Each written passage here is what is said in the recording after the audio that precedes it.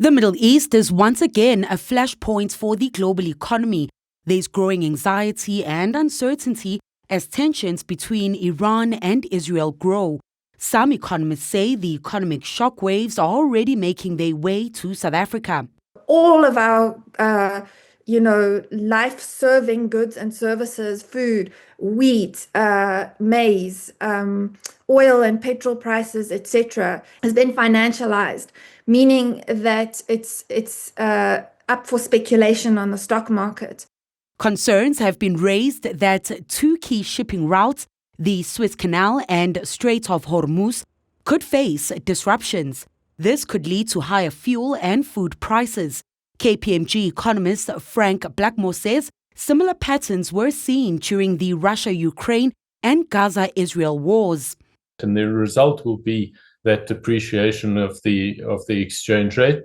And obviously that means then it takes more rands to buy the goods we need from overseas, and that is inflationary.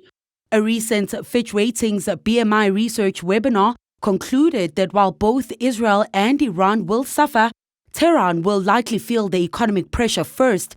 The impacts would be felt globally, especially in emerging economies like South Africa. The Iranian economy is starting this from a very weak position, double-digit inflation, and not only that, we're talking about 40% inflation, frequent electricity cuts, a broad slowdown in economic activity. So the Iranian economy will be under much more pressure than Israel's economy. That pressure has already started to show. The rand weakened early on Tuesday as investor nerves kicked in.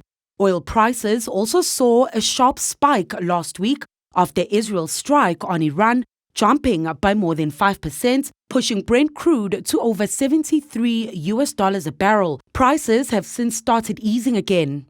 Currently, we're only up by around 6% versus pre-strike levels. And it's been interesting to see Brent actually trading downwards today, despite all these attacks that we've seen on Iranian oil and gas infrastructure.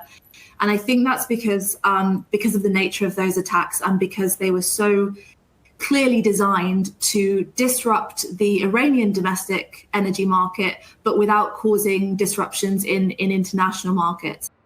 If more countries like the United States get involved in this conflict, prices could further rise.